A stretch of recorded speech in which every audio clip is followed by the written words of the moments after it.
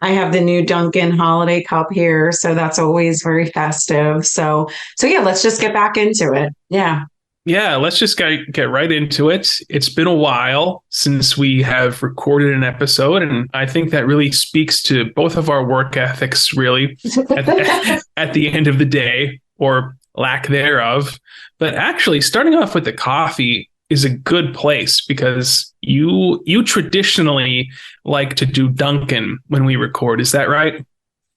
Well, I choose to do Dunkin' because I live in a community where there's no Starbucks. There is this, if anybody's familiar, there's this phenomena called the Starbucks effect, where if a Starbucks, sorry, I can't speak English, opens in your community, that means that your community is on the upswing and that the property values will increase. And it means it's a good sign if in your community Starbucks opens. Now, I happen to live in a community that doesn't even have I thought about this recently. We have a Dunkin' Donuts, but we do not have a freestanding Dunkin' Donuts. And I think that's like really a sign of where you live. When the Dunkin' is connected to a gas station, it's not it. It's Yeah, not if it's it. next to the Sunoco, then Yeah. you should have a general idea of where you're located Yeah. geographically. Yeah. If you have to walk past the lottery and now they have what's called Pennsylvania skills games. So it's basically we have casinos operating in our gas stations here in Pennsylvania. I know that you fled Keystone State in 2020, 2021. But now we basically are you familiar? Because we're trying to talk about the holidays today. Are you familiar with It's a Wonderful Life? Yes, I am. I Yeah. am quite familiar with Okay. George Yeah. Bailey and his misadventures. Absolutely. So there's this great scene in It's a Wonderful Life where George Bailey, who is kind of he has kind of this he's the protagonist. The antagonist is Mr. Potter, and he's like the fierce capitalist who is he's always at odds with. And George is just like every guy just out there for the community. And in the movie, George Bailey, it's a world without George Bailey. What his home would be like. Bedford Falls would be like if George didn't exist, and Mr. I always Potter has fantasize free about that, by the way. Like that you didn't exist. yeah, I want to see how like miserable everybody is without my presence in their life. I just think it would be interesting. But I'm sorry, go ahead. We're gonna have to unpack that a little bit later. Absolutely. So George comes to see what his town, Bedford Falls, what his family would be like and what the people in his life would be like without him. So he returns to Bedford Falls and it's become Potterville. Mr. Potter's taken over. And there's just like a strip club, there's casino games, like the whole town has just The fallen company from town. grace. It's just completely taken over by debauchery. And that's pretty much what a lot of our communities have become. So, like I said, my town has like more, like there's just like there's kratom everywhere. You know what I'm saying? Like everything's like a CBD kratom Pennsylvania skills where you can play. Like it's not even. It's like all of the depression of the lottery is just like there. So when I go to get my coffee, I have to like walk past like someone who looks like they're about to like keel over playing like a casino game called Pennsylvania Skills with like a They're probably on Liberty Bell on fentanyl, by it. the way. Like they're literally That's strung so, out on fentanyl as you're walking yes, past them. Yeah. yeah, pretty much. So that's so we have the I guess you have the Starbucks effect, and maybe you also should call it the Pennsylvania Skills effect. So if a Pennsylvania Skills like location opens in your community, it's a good sign that you might want to sell your property. Like it's time to sell.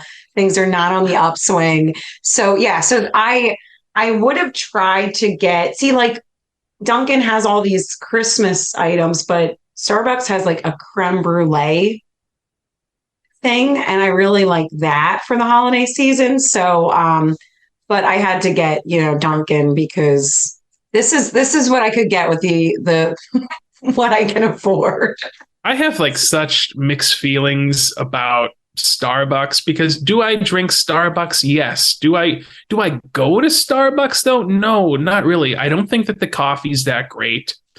I think that this is going to sound weird, but Dunkin' coffee, it tastes I think it's better than Starbucks. It tastes like a lesser coffee. Like it tastes like something that you would just buy off the shelf that's, just very cheap ground coffee. Yet it has a certain quality that I feel mixes very well with like a pastry or with something hot and flaky out of the oven.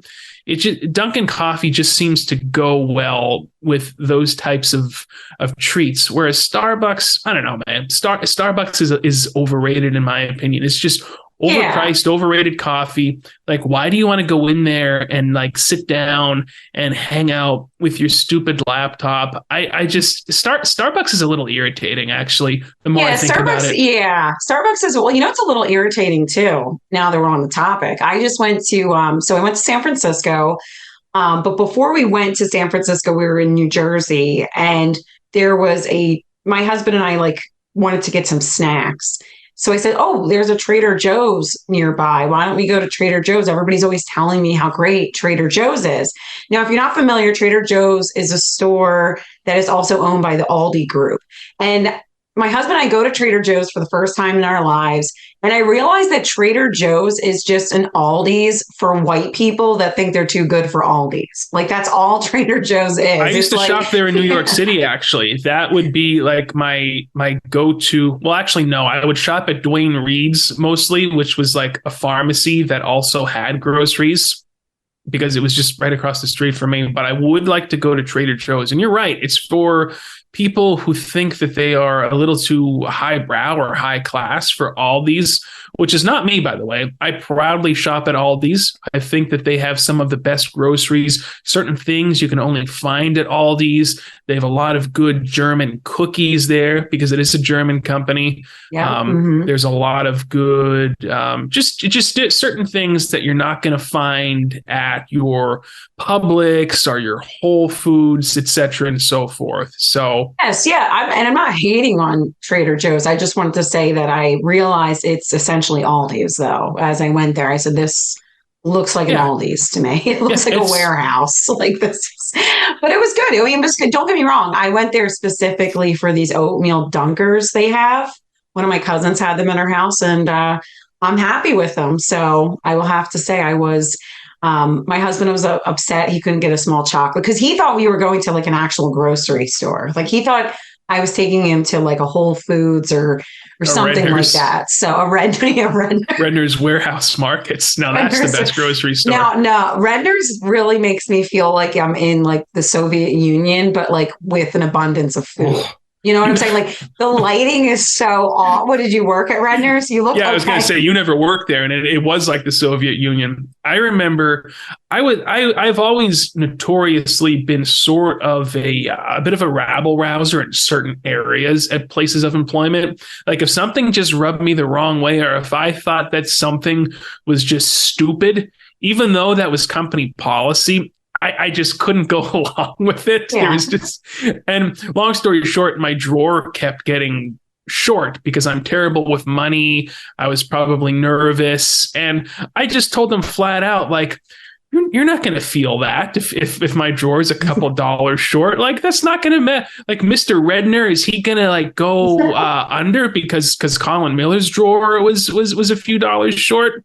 And anyway, that was just a whole big thing. I remember quitting shortly thereafter. I couldn't take it anymore. Yeah, it was a totalitarian dictatorship with bad lighting, such bad light. You go in there and it's a very like unsettling.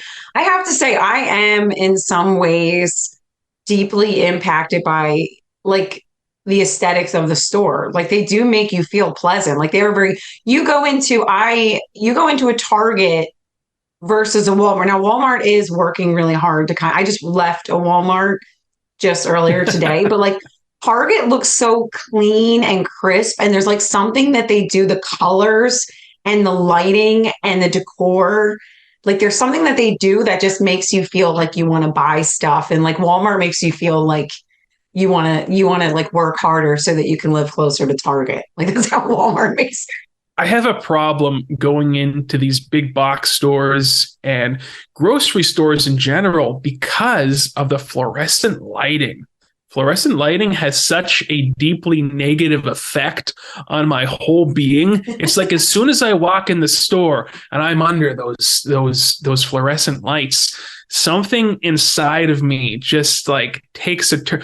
I just feel very nervous, and I just feel like I need to get out of there. Like I can't get out of there quicker because this fluorescent lighting, it just turns something in my brain, and it like zaps the energy out of me. I know you're looking at me like I'm utterly insane right now. I can see that, and that's okay. It's all right. I have family who thinks that too. Have you ever heard of this with fluorescent lighting having a negative effect on somebody's entire psyche?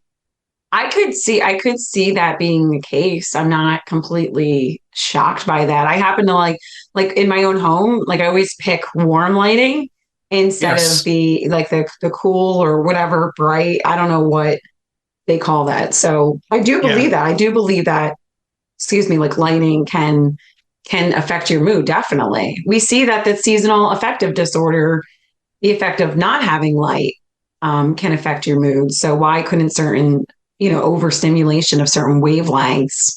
Yeah, definitely. So I could see that. That should be like, you should like be allowed to get disability. I can't work at Walmart. Yes. There should be like a super mega disability that you can get for if you're sensitive to fluorescent lighting, because it's like, I was telling my father about this and he's like, well, that pretty much cancels out you going into any building anywhere. Like, I've never heard of such a thing. And the closest thing I can compare it to is if you've ever watched the TV show Better Call Saul, which was a spinoff of Breaking Bad.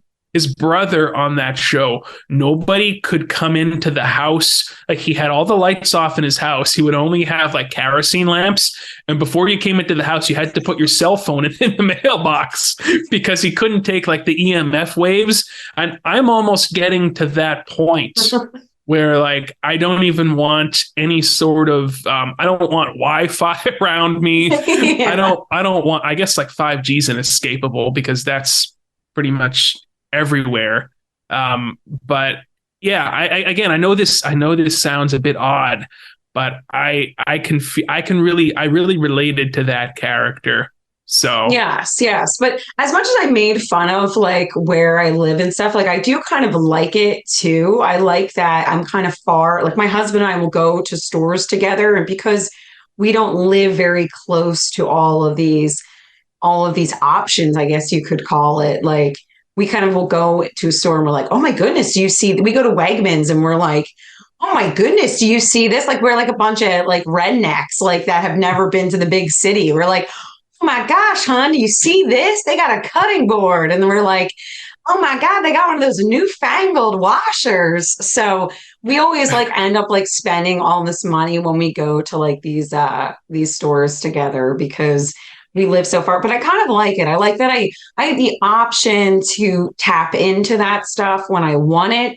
But most of the time I'm not like overstimulated. I live kind of more in the woods, and like out where I live, it's more, we're not really like trying to like have a nicer car than the other person. You're like trying to have like more like a better tractor than the other person or something. And I don't even live in tractor land. I live close to tractor land. Ours is more like lawnmower land. But yeah, you know what I'm saying? So it's like my neighbor has a cool side by side and he'll help us like plow the snow. And it's kind of like what we're all about. So like I enjoy that. I appreciate that we're not you're not really keeping up with the Joneses as much. I feel like if I lived closer to all of that, it would make me spend a lot more money. It would make me more materialistic. I find that my family, they're wonderful people, but I feel like they live closer to civilization, I guess you could call it. And I feel like it makes them a little bit more, I don't think that they're materialistic. I just think that they put more value on material possessions because they're kind of, it's in their face more often. But I Sure. also work from home. So I don't really have, I'm not really comparing myself to anyone most of the time. So, except for people on, Instagram. So, and then, Oh, after, yeah. Instagram. So, Like, I should not be allowed to access Instagram. That is like a recipe to ruin my whole day and to just send me into this downward spiral of just total darkness and depression and despair. Because again, it gives you this illusion like everybody's life is so much cooler than yours. Everybody has so much more love than you have. Everybody's doing cooler things than you. They're traveling. Yeah. Look at such and such is in Thailand right now. Thanksgiving with Jared Kushner and Ivanka. Yeah. Lex Friedman. Like, we should talk about that for a second. There's something. This guy. Lex Friedman, who has a podcast, spent Thanksgiving with Jared Kushner and Ivanka Trump, and it's just a little odd, just a little goofy. I don't know what to make of that. Do you know anybody, Karen, who actively is like, oh man, the new Lex Friedman podcast is out, like I can't wait to dig into this? There's nobody. There's not one person. This guy's rise has been so inorganic and suspicious. And his podcast, like, other than like if I'm on YouTube and I see his channel pop up and it's like Joe Rogan talks about UFOs on Lex Friedman, it's like, okay, I'll watch the 5-minute clip or whatever it is. But I'm never like tuning in. You tap out. Yeah, because it's the most boring drivel. Listening to this pseudo intellectual who I think is a government spook of some sort, in his little Reservoir Dogs get up with the skinny tie and the suit and the fake Harvard. Like, people talk about how like Bob Lazar never went to school. Let's talk about Lex Friedman's background. Yeah, Drexel alum. Yeah, get like, out I of went town. to Temple. It's basically the same thing. Like, I don't see me. No. I'm going to just start telling people I do MIT research. Like, who the hell's going to look into it? That's all he does. He tells people that he's a professor at MIT. He's not a real professor. I think Bob Lazar's credentials are impeccable compared to Lex Friedman's. And seriously, though, this guy has got to be New World Order. Yes, he's got to be in the system. Yeah, there's something strange. I believe I sent you Darren Beatty. He spoke with Glenn. Is it Glenn Greenwald? Yeah. He spoke with him about. Yeah, spoke with him about Lex Friedman, and he expressed the same sentiments that, like, I haven't heard somebody express it better than him, and I really appreciate that he went out on a limb to just call it what it is. And so many people gravitated towards us because there's so many of us who are getting recommended Lex Friedman's content. But we summarily have decided that, like, we don't want to listen to Lex Friedman. But nonetheless, he has continued to have this rise. He is more questionable than Taylor Swift. I just want to put that out there. That if we've dissected Taylor Swift, but Lex Friedman is like 10 times more. But I did want to get back to your comment about Instagram and just say that it's so true that, like, I can't tell you I would be the fittest woman in the world if I spent the time exercising that I spent watching people exercise on Instagram.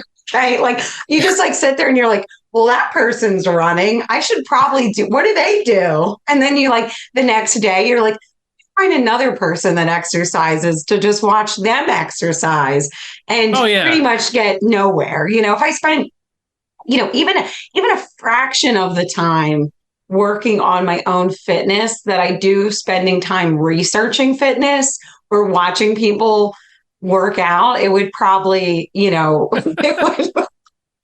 can relate. It would probably be helpful. But I can relate to that. Like everything. Yeah, exactly. Like, there's so many things out there that Instagram is just about, like, it's all, I mean, at this point, we live in an attention economy. Like, everything, and we've discussed this, like, everything is just trying to get your attention. And Instagram, which props to them, they have pretty much cornered the market on selling us things, like selling us a lifestyle, selling us fitness, selling I us. thought you were going to say cornered the market on human trafficking. Human trafficking. That's where I thought you were going. Probably that too. Like they do such a great job about, I mean, like, and I think that that's why they're so pervasive, is because you see all of this like to know it stuff. It's like, oh, what are they wearing? What are they doing? What are they cooking? What are they? And I mean, I think that it's shown us that like people we're just curious creatures, that like we will comparison, like, you know, there's the trap of comparison, but part of comparison is just something we biologically do to understand the world and understand ourselves. So really, like, if you're just out on the street and maybe you're on a bus and you're like, well, that person is taller than me and that person's shorter than me. And like your brain does all of these calculations and computations in a matter of moments, but it's like Instagram's just on steroids. So like now we just take, you know, keeping up with the Joneses. Like I see my neighbor, oh, they put up a reindeer, you know, little light up. Little light up reindeer. But then I go on Instagram and this person has a Trans-Siberian Orchestra, music synced to their decorations and their perfect aesthetic home. And, you know, like you said, you like look at that for 5 minutes. You start your morning looking at that, and by 6:30, you want to kill yourself, you know? Oh yeah, I'm turning over a new leaf tomorrow, though, Karen. Yes. And I'll tell you why. I'll tell you. Hold on, time out. We're turning over a new leaf for the 100th time this year. Yeah, but this time it's serious. This time it's real. This time it is so serious, and I'll tell you why. I ordered a meal plan. You see, the biggest issue in my life, and you know this, I've let you in on this a little bit, is that I never know what the hell to eat. Like I'm always in such a panic, like, oh my God, I didn't eat yet today. I only have a 30-minute break. What am I going to eat? So I decided I'm just going to get a meal plan. And what I did was I ordered Diet to Go.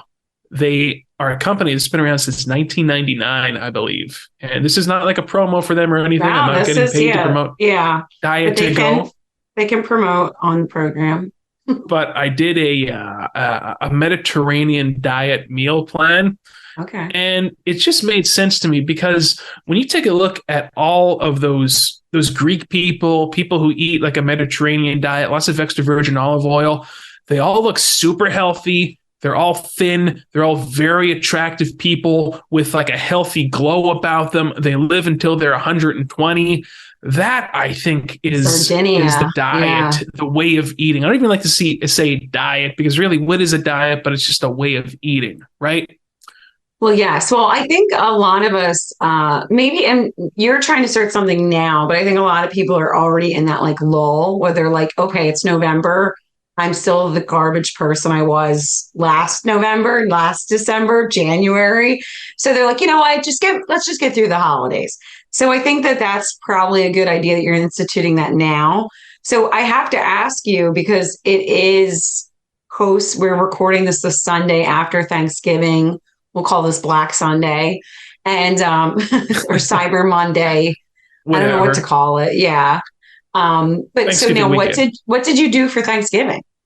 Oh, my Thanksgiving was very uneventful. My father is sick with some sort of probably some sort of new mutated virus out of China. I think I was reading about SARS-CoV-3.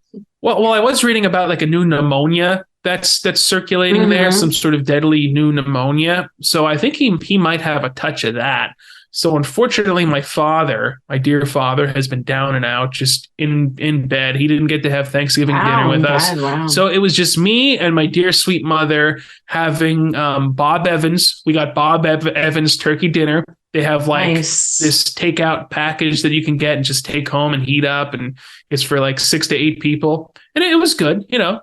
It was decent, but it was a different kind. You got to realize, like, family-wise, you know, it's just me and Shadow the cat here. I'm just a single guy. I'm not involved with anybody's, you know, my hope is to meet somebody where their family's just all deceased. Like there's nobody. There's an orphan. There's not a soul I have to meet. It's like, no, you'll meet my family. I don't care about I don't even want to hear about your history.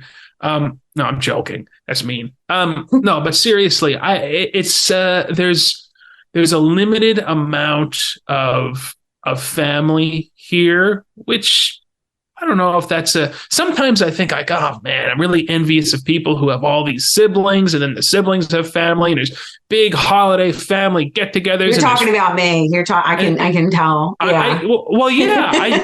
I think about like, man, I wish I had like a huge family like Karen sometimes. But then there are probably instances where you are like, oh, there's just too many fucking people. Excuse my language.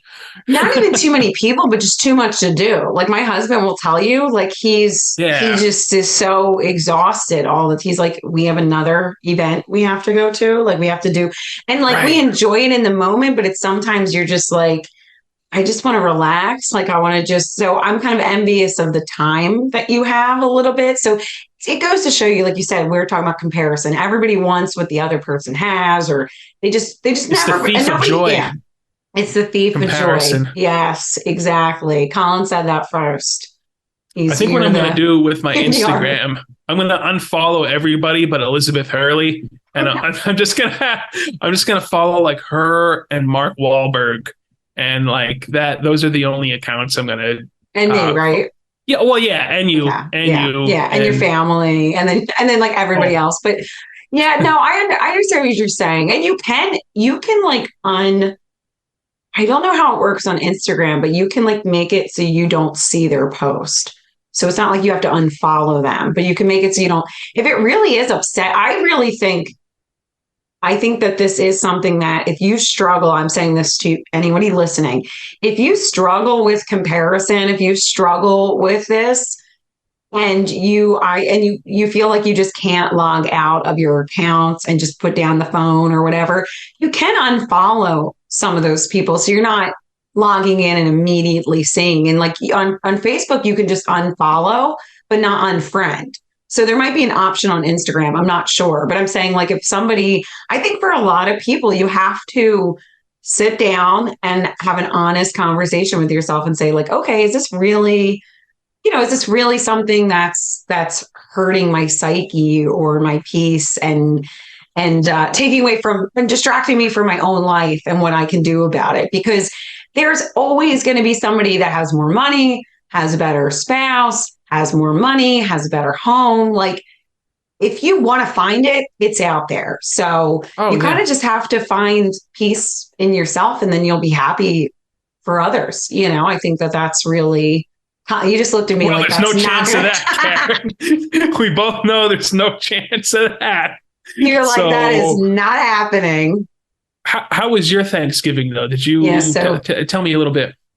Our Thanksgiving was, we go to my mother's on Thursday, and then we go to my mother-in-law's on Friday, which was nice. It's kind of like yin and yang. Like I go to my mom's and we have to like do everything. We have to like, I don't even live there, and I show up and I have to start like, I'm the oldest sister. So I have a whole bunch of siblings, but one's in Alaska. One is in San Diego. My sister was with her future in-laws, and that was a little bit of drama that she was not at our family because my parents, I don't say my parents, but there's my younger siblings were a little salty about it. My 14-year-old brother said that she was cut and that he would not attend her funeral because she was not coming for Thanksgivings. Okay. So he's a little bit like Don Corleone. He's a little Michael Corleone, but yeah. So really, we just go to my parents, and then I end up having to like yell at everybody and tell them what to do and whip everybody into shape, and then I end up having to do all the dishes, and it's just like so unrelaxing, and it's just like I'm like, why can't we just order pizza? I can't do this anymore. Or Chinese. That's like Chinese, yeah. My husband actually had us get Chinese yesterday. He was like, can you get me Chinese? Because I was in Jim Thorpe. But so then we go to my mother-in-law's, and it's like the complete opposite. Like I don't have to do anything. I can relax. They do everything. It's just chill. So it's nice that we get to kind of do both. And I have to say too, like, it's not even my mom's fault. Like I'm doing the dishes and I'm like, where the hell did everybody go? Like, why are your plates still on the table? You're 23 years old. Like all my siblings disappear. Like as soon as the food, like they just leave. That's and they annoying. Just disappear. and don't clean up after Yeah, themselves. you They're leave like, your they're disgusting animals. plate behind with all your entrails and like a big Yes. carcass. It's like, take the plate, scoop that shit into the trash, and then stick it in the dishwasher. Like any person, you're a very uncouth individual if you It's don't have those literally like basic. they were raised by wolves. Like it's like they're just a bunch of, I have to go in and I have to like yell at everyone. And then I'm like, now you're calling me the B word, but like, sorry, like do the bare minimum, you know? So it's like, I'm not a bee. You've made me into this, you know? Like you've made me lay Maybe you are a down. little bit though. Yeah. You ever think that? Like Yeah, a little maybe bit. maybe there's like a Actually, touch of I am a that. little less like, so I started like, I would go hunting on Thanksgiving Day with my dad for like small game for like pheasants. And then Really? eventually, yes, That is yeah, so yeah, fascinating. We have to talk about yeah, that a we little have to bit. talk about that. My I'm not even hunting, joking. my Yeah. hunting era. Yeah. Do you still do it? Um, the last time I went hunting was probably like in my 20s. I went and got my like, like my deer license and stuff and went Have out. you So shot and killed a deer before, Karen?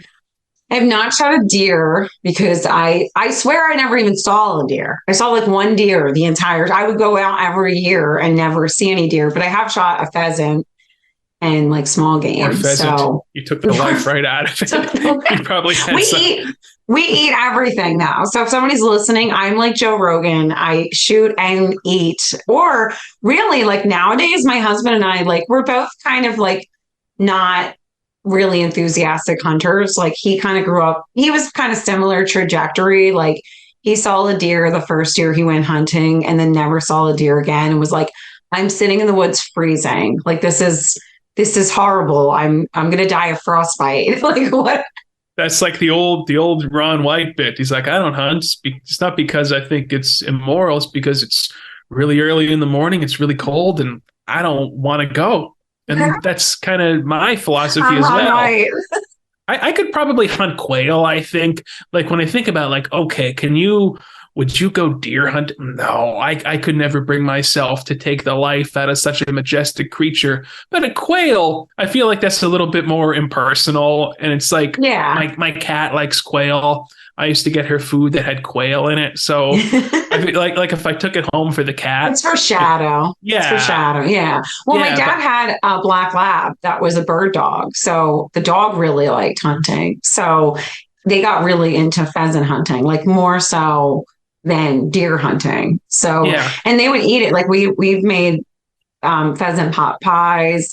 And now, like my husband and I, like we know people that will go hunting and not actually eat and butcher deer. So if somebody gets a deer and we'll have it butchered, or my husband has butchered it himself, and we'll eat venison all Deer year. meat's So delicious, by the way. Like yeah, I yeah. love If you know deer what you're meat. doing, yeah. Because a lot of people are like, "Oh, it's gamey," but we find you put it in milk and it's fine. But I yeah, like that gaminess I'm not. though. Yeah, yeah. I'm not like a big. Like you said, it's really like that. Like John White pretty much summed it up. Like I remember being in the woods. Like I was like, "Oh, this is okay." So let me explain why I really wanted to hunt when I was a kid. I grew up going to school in Philadelphia, and You I wanted lived to in kill. Bucks I County. know I that's wanted what to it really kill. was. I gotta kill something. Yeah, you're like, I can't take this rage. I got to do something with it. Nobody cleans up after themselves around here. So, my brother would go with like my grandfather and my uncles, and like they would all go up to the Poconos, and it was like cool. Like they went the one year we went, and I was like, oh, it's cool. They get out of school for a couple days. They go up the mountains. Like it's just like fun thing that they do. So me and my cousin Casey are about the same age. Casey's a girl, and we both like wanted to go hunting. And by the time I took the hunting safety course, I already lived in Jim Thorpe. I already lived in the Poconos, basically. So I remember the one year I was hunting, and you get up at the crack of dawn, you're in the woods freezing. And I remember Oh, like seeing the school buses go like driving out. And I'm like, wait, what the hell? I don't even get to sleep in. Like, I'm out of school for the day, but I'm up earlier than the bus. Like, right. what is the point here? So, yeah. So, like I said, I mean, I feel like if I would have had more luck or fortune with it, or been like more serious about it, I might like still want to do it. But nowadays I'm just like, yeah, why would I want to sit in the cold? Like my hands get cold, But I like Yeah. being outside in the like last year. My goal was to walk all through the winter consistently. And I got like these rechargeable hand warmers. So even if it was snowing, I got like my goulash boots on. I went out. I was determined to beat the cold. So I like being outside if I'm moving. Like I would totally be into like, what is that? Cross country skiing. Like I would try that because I like if I'm moving, but you have to sit in the freezing cold and it's horrible. Like yeah. I would always tell my dad would be and I didn't have a cell phone back in the day, right? So he would have a phone and I'd be like, what time is it? And he'd be like, it's 10 a.m. I'm like, we're probably not going to leave the woods for a snack until like 12. Like you would just be counting down the time so you get out of the Yeah. woods. Then we get out of the woods, we go back to the car, then we go back, and then I'd be like, what time is it? My dad's like, what, do you got a date? I'm like, no, I'm just dying of boredom out here. Like, That's what my parents would trying to always say. see What, you shit. have a date, a hot date? It's Yeah, like, I don't. yeah, exactly. Who do you Yeah, think and you're yeah, talking so to? I started to see like mirages too. Like I would be like, is that a house? Like you see in the trees because you're like so bored out there for so Like it's long. like in the Blair Witch Project. Like Yeah, you find the house at the end. yeah, exactly. So yeah, I would go pheasant hunting, but then I really started getting into more like making pumpkin pie. I like to bake. So like I make pumpkin pies, make stuffing. So I'd help my mom. So it was like, since I was 13 years old, I started like making the food and preparing. When I was young, I liked everything to be like real clean and like make just make everything so, if that makes Sure. sense. Like I was just very determined to have everything perfect. When I was like 12 or 13, I also started like I would decorate and I would wrap all of my brothers and sisters gifts and I would like set up the tree and like put all the tree, everything under the tree. I need you to come So down here to wrap gifts for me, honestly. It's like no, I am like tapped out. Like so essentially what I was getting at is because I started doing all that so young, like now at 33, like my husband and I were talking, I was like, do you even want to get a tree? Like, do we care? Like I have my tree up and decorated. I will have that you is know. awesome. I am totally in the Christmas spirit here. I'm ready to Yeah. watch Home Alone 1 and 2. I am just so this is going to be a very renewing holiday season. I feel because to backtrack Yes. from what I was saying earlier, I'm getting a month jump on this whole New Year's resolution BS. Okay. So I think that that's good. way Start today. Start there's today, no Colin. pressure once January 1st rolls around. It's like, oh, I started that new lifestyle a month ago. I'm already a month into it here.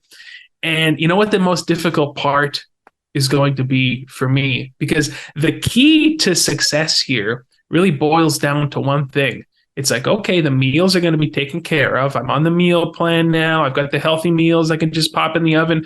I've got to get up at least 2 hours early because I start Amen. work.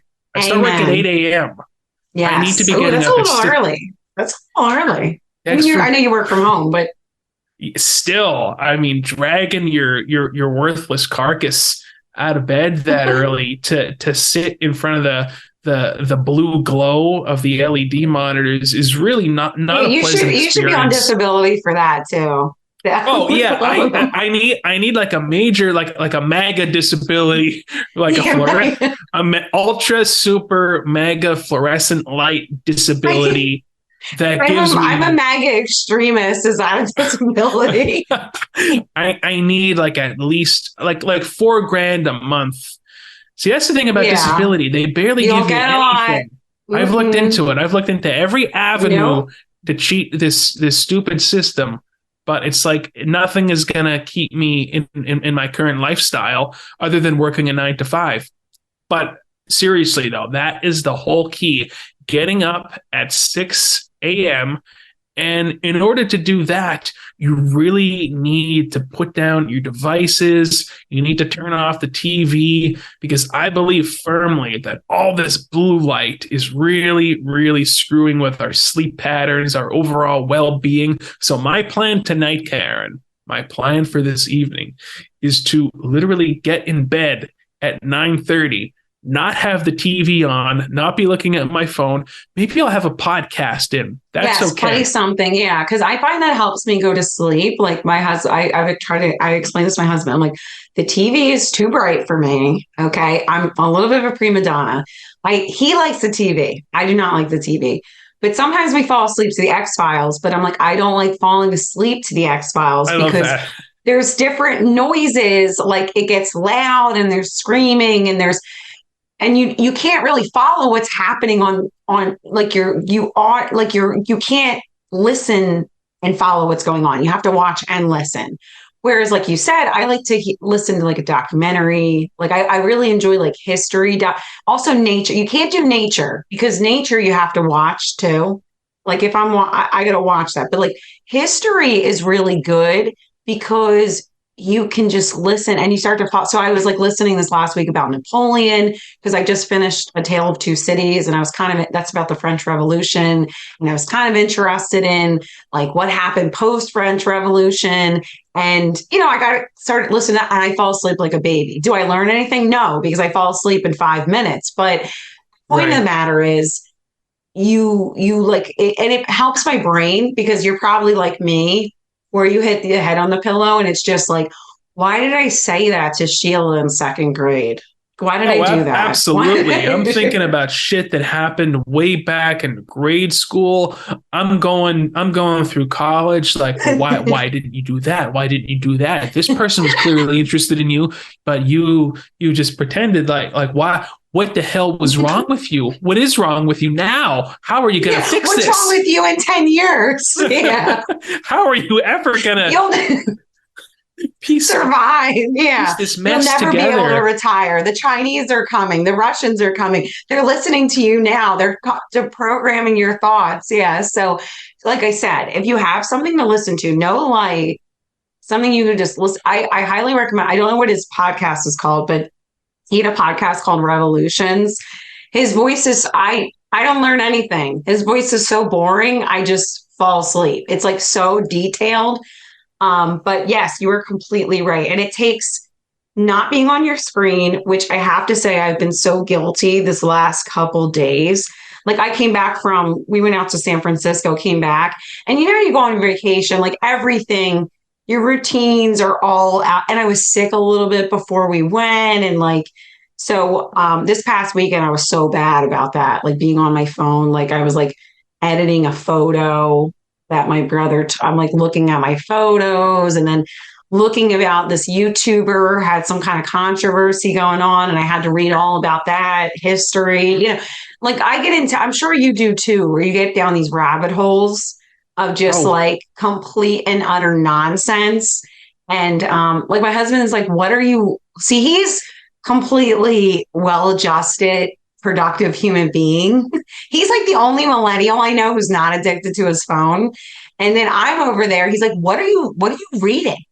And I'm like, I'm reading about what happened to that actor from Are You Afraid of the Dark? Like, he's like, why? I enjoy watching. I don't know. That show, if you have Paramount Plus, all the old... We actually have been watching it. That's why I was looking, yeah. Oh, it's so great. It's so great. The I'm intro... like, that guy became a weatherman. He's really fit now. He looked like a dork, but I was like, he's like, what? The heck are you? Is he the main guy with the dark hair and the glasses? Yes, with the glasses. He's a weatherman in Canada now. Yeah. In Canada? Yeah. I think because it was filmed in Canada.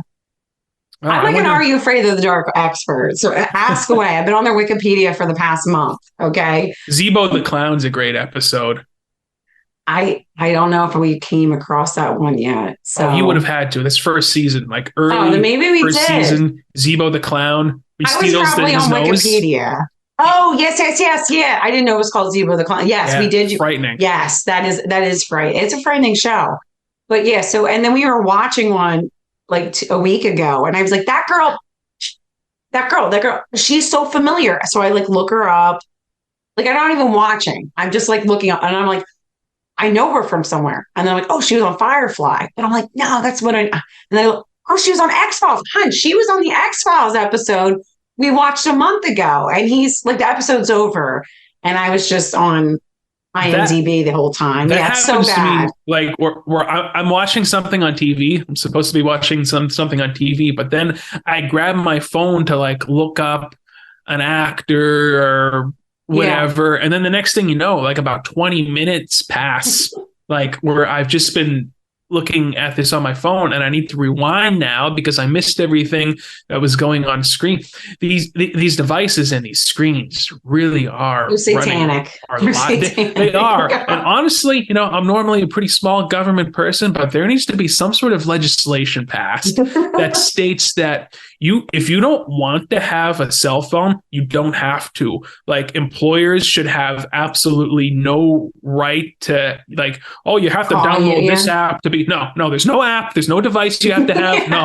No, it's freedom. It should be like free. It's like Freedom from Information Act. There's a Freedom of Information. Yes. Freedom from over Stimulation Act or something like that. Like, why should you be required to have these devices? Like if you really don't want to, and if you can really like our society needs to be catered more towards people who opt out of having these devices. Like you should not need to have a smartphone. It should just be a useful tool. If you want one, you can get one. Okay, great. But it should not be a requirement for any job. It should. And if the worst is, there's this new trend I've noticed now where if you go to like Walgreens, for instance, there's certain coupons and deals that you have to clip it from the fucking app. Yes. Like, no, I just want the deal. I'm in Walgreens. I want this toothpaste. It's on sale for this much. Just punch in the deal for me. I don't want to clip it on the app. Oh, so I know. I'm always getting angry like, just talking I'm at the grocery store in the line. I'm like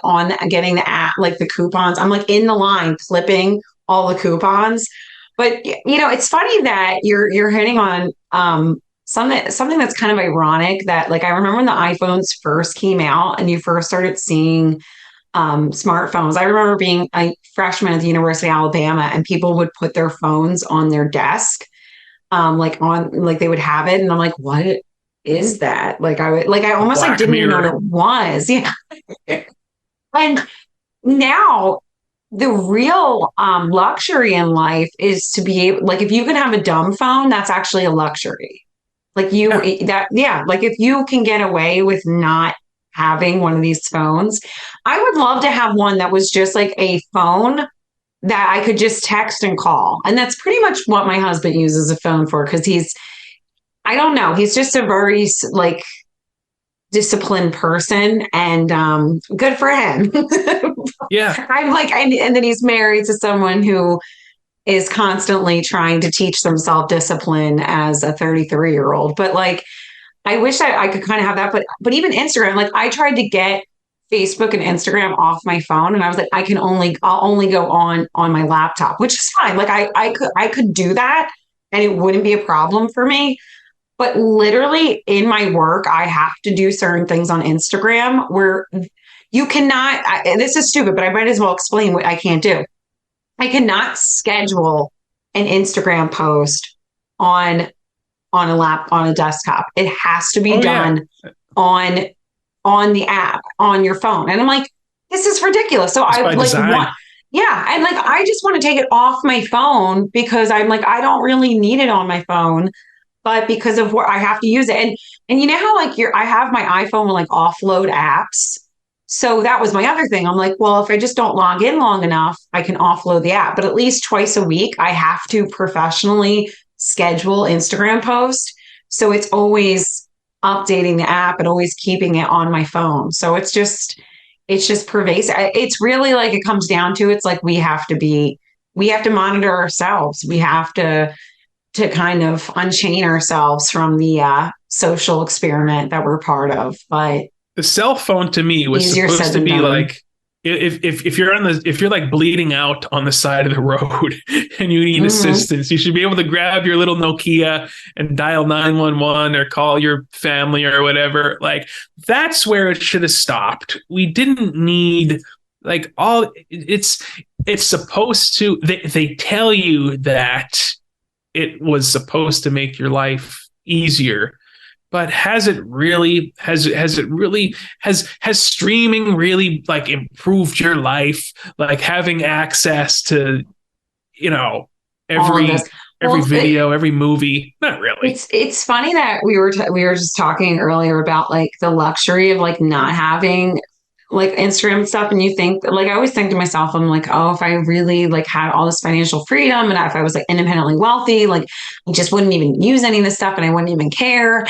And like I would just have, like I just wouldn't do all this. But I actually know someone who is very, very wealthy, like ridiculous amount of wealth that I will never even see in my lifetime. And I happen to know this person, like every time I see them online all the time, like they're constant. This isn't like Elon Musk. This is like somebody I kind of know.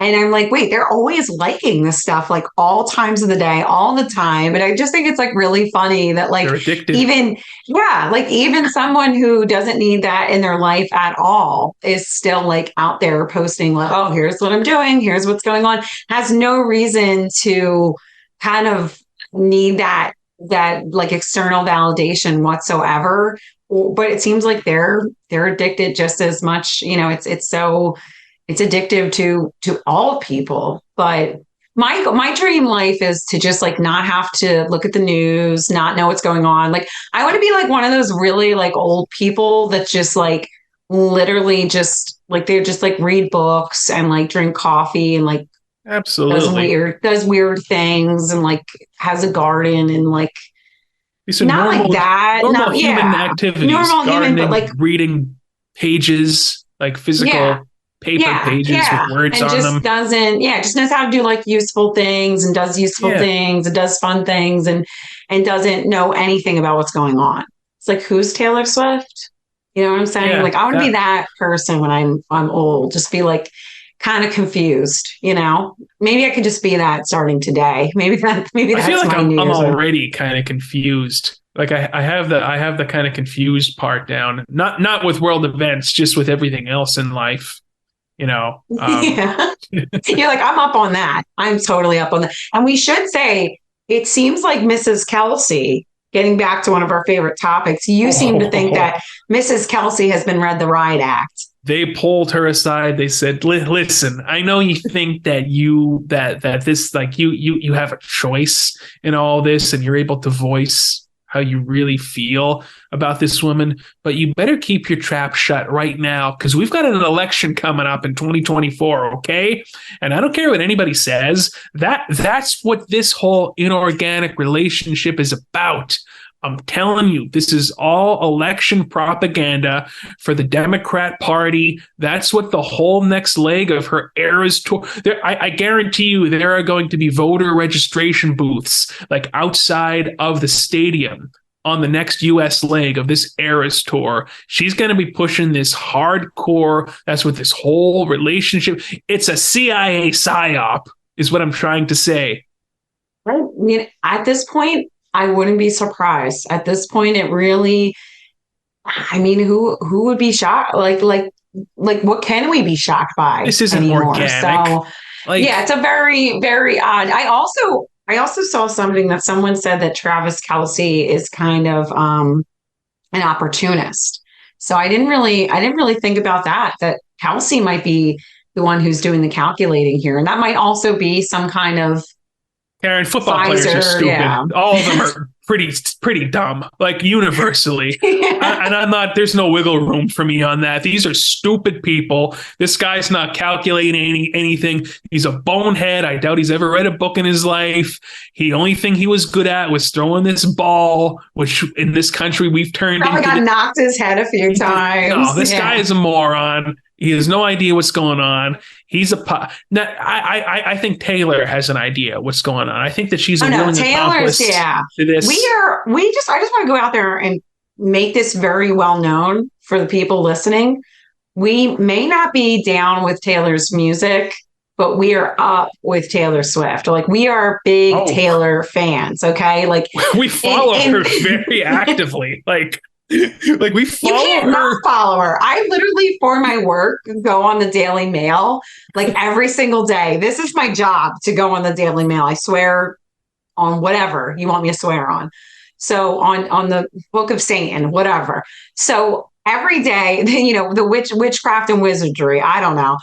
So Fantastic Beast, Yeah, J.K. Rowling. But the so alt-right J.K. Rowling. every day on Daily Mail, because there's usually like Sunday night football. So like Monday I'll go Yeah. on and I don't look at any of the news over the weekend. I go on dailymail.com, whatever. What comes up is like one article about the war in Israel, and then it'll be like an entire page like breaking down every single picture Taylor took from the football game this weekend. So it's kind of hard to escape it at this point. Yeah, yeah, and like I want to know too. Like, what's the percentage of guys? I mean, this is I'm not trying to demean how anybody looks, but like Taylor, she's this big, awkward, big bird, gangly looking. Like do guys look at her and like, oh, she's really sexy. Like I just look at her. I'm like, oh, this is like an awkward, just gangly looking sort of a. There's no Selena Gomez. Yeah, right. Thank you. I was searching for the words, and that pretty much sums it up. She is no Selena Gomez. So that's another part that like baffles me about this whole relationship. Like, wow, you're really into. Like, you would think that Travis Kelce, as a big football star, he probably has his pick, right? But he went for definitely awkward looking Taylor Swift. I have to tell you, like, if it wasn't for Taylor Swift, I wouldn't know who Jason Kelce was, though. That's true. So he did have a lot to gain. True. He did have a lot to gain. I did know his name's Travis Kelce. I just say it wrong. Jason Kelce. Does it really matter what his name is? Really? Yeah. Does it really? Who cares? Yeah. The Kelce, Mr. Taylor Swift. Okay. At this point, yeah, like Mr. that's Pfizer. Mr. Pfizer Swift. Brought to you by the Taylor Swift Kelce relationship, brought to you by Pfizer. I did see too, because like I said, this is just so part of our culture at this point, that the Kelce in-law, the wife of the other Kelce that plays for the Eagles, they were asking her if she would be in the box with the Kelces and Taylor Swift at the game. I guess this was last week or something. And she's like, I'm a stands girl. I'll be in the stands. And I thought that was a little bit of a little slight. She's going to get talking to. Everybody's going to get talking to. Everybody. Yeah. Oh, that mother must be like scared for her life right now. She must be. There's like snipers looking at her. You better smile, Mrs. Kelce. Like the realization of like how the world really works probably hit her like a ton of bricks, and she's like, "Oh shit, I've got to go." Little did she know that Taylor's like in the Mossad or something like this NSA. Yeah. But I mean, it is strange. It is strange how much it's amazing like what a platform some of these people have. And like you said, like the voter drive that they do. And it's funny, even as a kid, it was so distasteful to me. I remember being like 13 years old and being into like Yellow Card and Green Day. I remember them. Yeah. Green Day, I was into all that. Yeah, that was really fun back then. And in 2004, when Bush was running for re-election, they did like this whole what do you call it? Like a music festival that went around the country. They did like a tour, kind of like a Warped Tour, but it was like basically an anti-Bush tour. Yeah. And I remember being 14 and being like, this is so not punk rock. Like, this is not punk rock to do an anti-Bush voting. I remember too how they were trying to push John Kerry back in high school in during. We just want to say he is now the high priest of climate change, John Kerry, but former candidate John Kerry. Yes. Yeah. For a former candidate, Vietnam veteran John Kerry, who fought for your freedom, Karen. Yes, he did. I remember in homeroom in high school, they would play this like kids news channel that they would show that would talk about current Not that events. Nickelodeon one, right? No, It was not like sure. Scholastic, maybe. Damn, I wish I could remember. It was what the name probably, of you it went to was. Catholic schools, probably like Pope Network or something. I don't even think it was like specifically for Catholic schools either. Oh, okay. But I have the image burned in my mind of like John Kerry with an electric guitar at an event, and it looks so unnatural. Like nothing looked more unnatural than seeing this electric guitar strapped around horse-faced John Kerry, boring, dull, just, monotone John Kerry. But at the same time, too, I also remember being surprised. Like when W won again, I was like, holy shit, he won again. Like it didn't matter how bad everything got. Like it did not matter. No. It was, it didn't, exactly. And it was just remember it being like really, really funny. And I get it. Like now that I'm older, like I can look back and be like, okay, that was kind of like an anti-war statement they were making. But at the same time, it was so contrived. And I'm sure that was exactly this. It was probably all funded by the DNC, just like Taylor Swift's campaign is going to have a big rollout.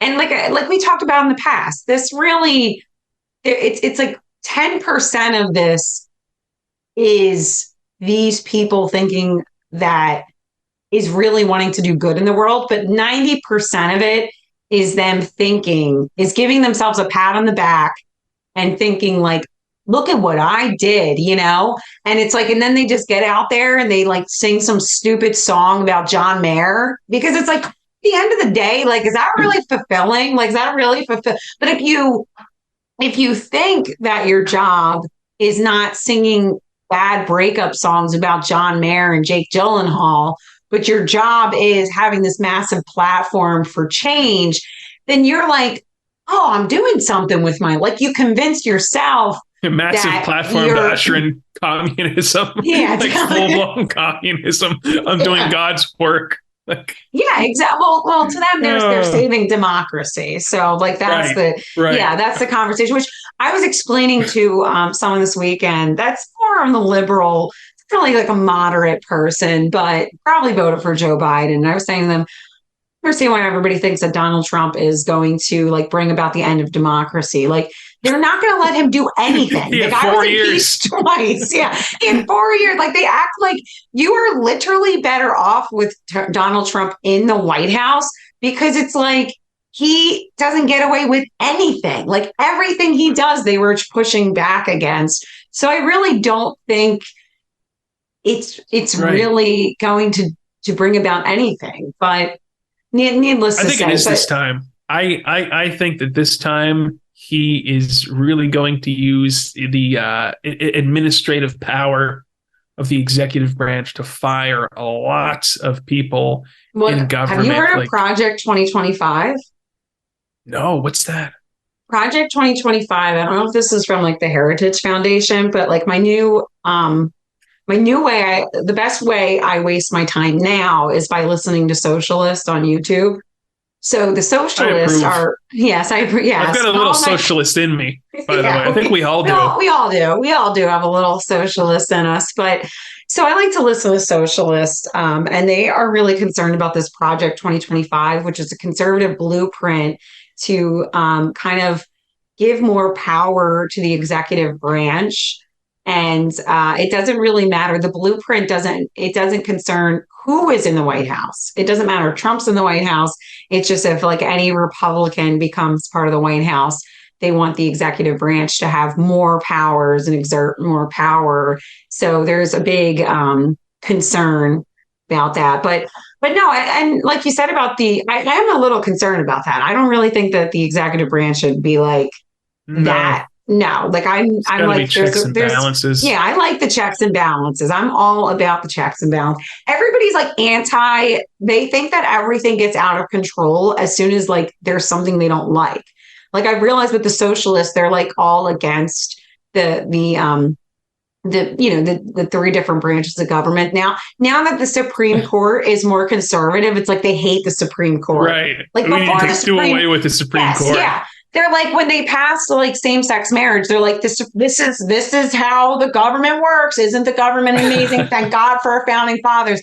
And then it's like, then there's conservatives who don't outlaw abortion. They just give more power to the states, which should make you happy that you have more representation.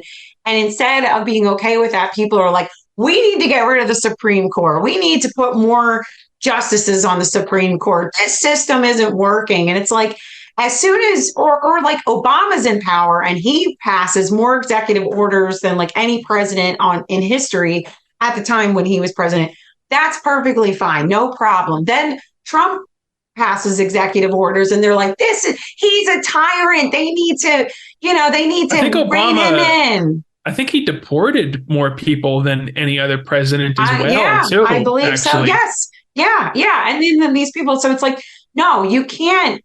And that's how I kind of feel too, with like some people were with DeSantis. Like my father-in-law was like all about DeSantis, like banning all the books in the schools, which like, that's how they like perform. That's like how it sounds in the media. It's like every book, like Sesame Street banned, like DeSantis is just like, he's like, I don't like Cookie Monster, banned, you know what I'm saying? Like, the best book of all time, by the way, like the best book I've ever read in my life is starring Grover from Sesame Street. It's called There's a Monster at the End of This Book. I don't know if you're familiar if you're familiar with it. You should go check it out. You should find that at your public library. Sesame Street, starring Grover. There's a monster at the end of this book. I'm going to go to the library. Can you please give me some monster at the end of this book, please? And there's one more. We should start a book club. Yeah. There's one more. That's another one of my favorites. It's called children's books. Yeah, it's called Six Dinner Sid. It's about this cat, this neighborhood cat who goes around to all these people in the neighborhood, and they're all feeding him because they think it's their cat. But little do they know that this cat's getting a meal. Hence Six Dinner Sid. Oh, it's a great book. It's better than that, whatever you were reading, War and Peace or whatever. Six Dinner Sid blows away. We should do like every week we give you a children's book to read. You know, that's like the attention span people have nowadays. It's like, well, at least you can get through the children's book, okay? Like, this is bringing true literature. New books to my attention, but I really like Six Dinner Sid because that also sounds like Six Wives Sid. You know what I mean? It's like he has his wife. You could do something like that, like a spinoff. That can easily be done. Absolutely, I like that idea.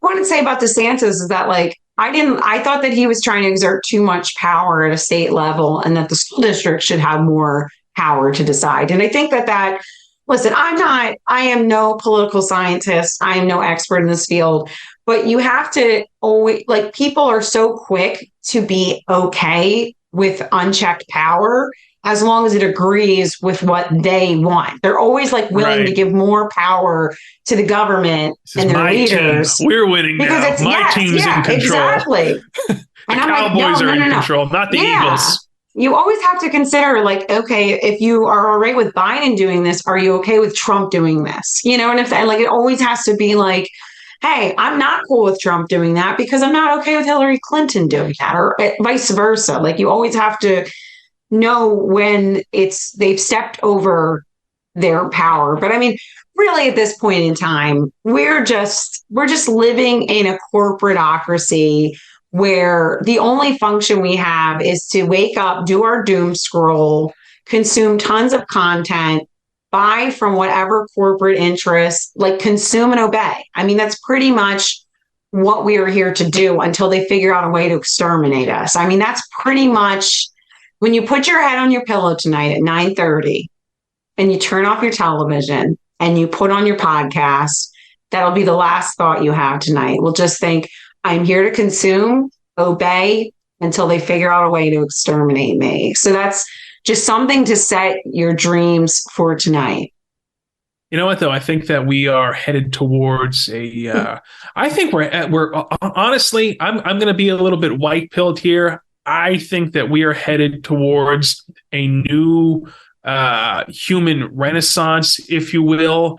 I think that come 2024, I think that what am I saying? They're going to release some sort of new virus. Never mind. Yeah, well, this pneumonia is coming. Forget what I was saying.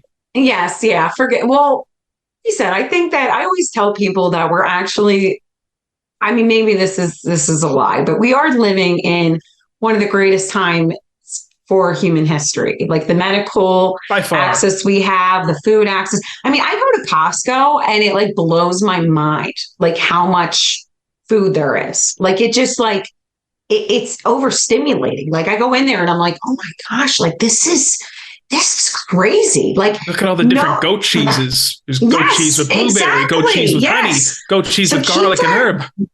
yeah. So keep that in perspective. Like I said, they will eventually be deciding that we are obsolete and exterminate us. But until then, you have many options of goat cheese. You have many jams Right. to choose from. A lot of So different enjoy them. crackers.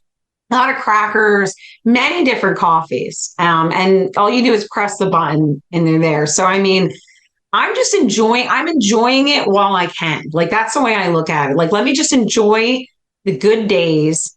So if the bad days come, I can, when I'm sitting in a prison cell and I'm about to be guillotined because I've just read Tale of Two Cities, I'll be like, you know what? Because I just read I, Six Dinner Sid. That'll be me. What are you in for? I had some banned books, Six Dinner Sid, and there's a monster at the end of this book. It promoted liberty. yeah. They're libertarian books. At the end of the monster at this end of this book was a radical leftist Marxist who decided to take. I don't want to spoil it. Well, I'm going to spoil it. The monster was Grover, like Grover himself. He was the monster. Oh, he's the monster. Yep. And he's that is deep.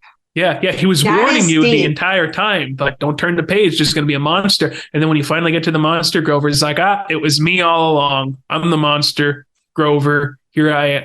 Right? Oh, because he's not that scary. Or is that supposed to be it? Or it's like I'm we not are sure the what the message was, Karen. I just know it's one of the best books I've ever read. Okay. And it's better than War and Peace. It's better than The Art of War. I would put it up against that and any day of the week. Any of these pseudo intellectual books that you're reading.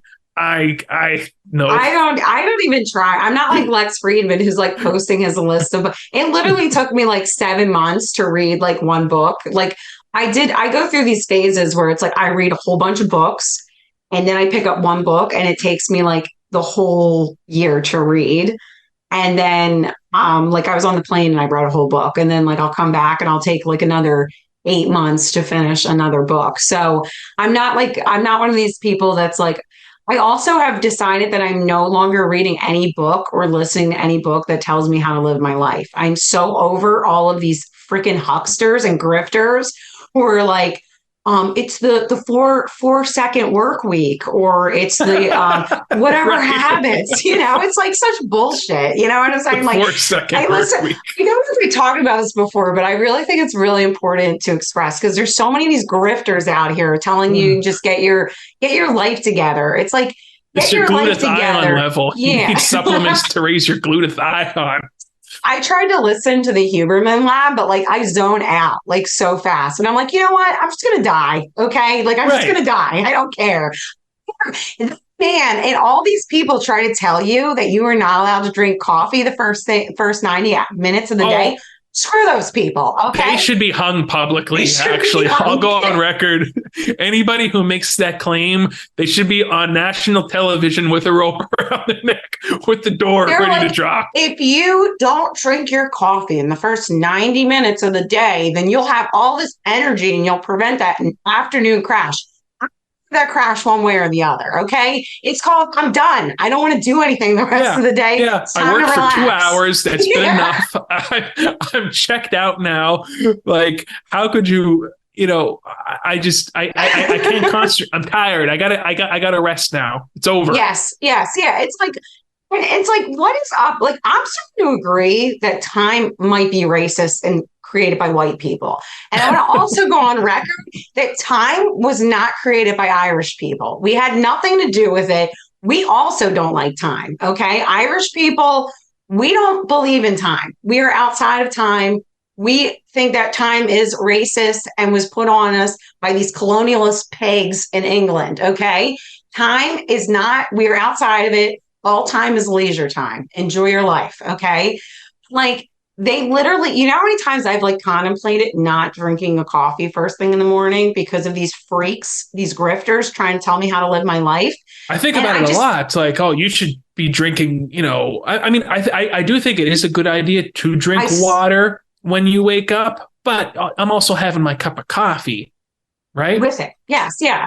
And I do also find that like I shouldn't drink coffee too late. That is fine. But like listen, not all of us are getting up and getting our $1 million paychecks, okay? And getting this check. The only thing I look forward to in the morning, the only thing that keeps me going is that coffee. So I would just come out here and scientifically push back on the community that tells you that you shouldn't drink coffee the first thing in the morning. Listen, there are many of us out here for the only reason that we can get up in the morning is because of that cup of coffee. So we have two options. We don't get up at all and we just lay back in bed and lose our jobs, or we have that coffee first thing in the morning and it's the only thing that gives us some kind of hope to hold on to for the day. Okay. Like that's the options. Like either, these people don't understand. Like they're living this like corporate wonderful life where they look forward to things. Most people have nothing to look forward to. They're not going to the Maldives or going skiing in the Alps with Jared Kushner. Okay. They're just, I wonder what they talked about, by the way. Like probably all sorts of transhuman shit. Like Jared Kushner. The only question I have for Jared Kushner, and I happen to know somebody who interviewed him, and like my number one question was, what is your skincare routine? Okay. Because that man looks like he bathes in Vaseline. And I did notice that he had some work done on his face. But even before that, his skin, it's like he wears a skin suit. Like I swear that Jared Kushner like gets a suit on every day and like puts he probably does. Didn't he buy like 666 Park Avenue? Yeah. He's definitely address? Probably reptilian. Yeah, I'm thinking. And he did talk about how his generation might be the first to live forever. And he said that like very seriously. Yeah. So I don't trust him. I don't trust Lex Friedman.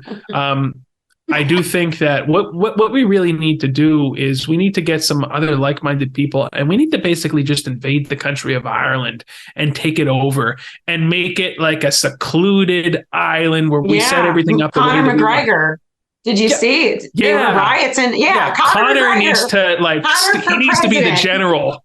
On the tank. Yes. Like, we're taking this place over. We're going back to the way things used to be. We have our culture here. This is. Do you think that Conor McGregor would be in favor of like Irish descendants return? Now they have birthright Israel. Yeah. We should have birthright Ireland, and like you all get to like go and visit Ireland, and like. What would your percentage have to be though of like being? Because I don't think I'm a lot Irish, to be truthful. I'm more Slavic. I don't know. Well, does birthright Israel have like a percentage basis for being Jewish? Know. I'm not sure. Because there's a lot of Irish people. There's a lot of. You have to be at least like kind of objectively good looking. Like that'll be right.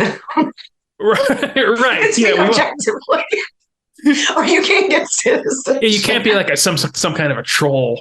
Like we don't want any trolls. Yeah, procreating. Yeah. No. Well, you have to like pass an AI test or something. But I think this has been a fun endeavor back. Yeah. The invasion of Ireland is a good place to stop. Today's I think podcast. So. We hope to be doing this. So. We hope to do this more frequently. Especially with the holidays coming up. We know that people could use a little reprieve, a little bit of escapism, right? And maybe we can provide that escapism for some folks. We can be your family. We can be your totally. Yeah. Well, come to my house. I'm kidding. Please don't. No, seriously though, I did have a lot of people asking like, "Hey, when's the next episode coming up?" Like I'm starting to lose interest now. I know. And we I'm sorry. We had the trips and then the holidays and it's mostly your fault, Karen. So it was mostly my fault. I know. Fault. Well, I went away and that blacked out 2 weekends and it was, we're moving into a new season. I'm in my season of no, which I've discussed with you, whereas I've already said yes to too many things, but I'm trying to say no because kind of what we talked about earlier. I just have too many people coming at us, needing our time and attention, and I need to pay attention to myself. So Yeah, well, as we get bigger and famous and rich, you're only going to have to deal with that a lot more. yes, But yeah. we'll cross that bridge when we come to it. And for now, I hope that you all had a very lovely Thanksgiving with your family and loved ones, and wish me well in my new eating venture and my new waking up early venture. I'll be sure to give you updates as the weeks progress about my failures. And that is all. So on that note, everybody have a great weekend. Have a good start to your holiday season. And we'll see you next time right here on Re-Education Camp.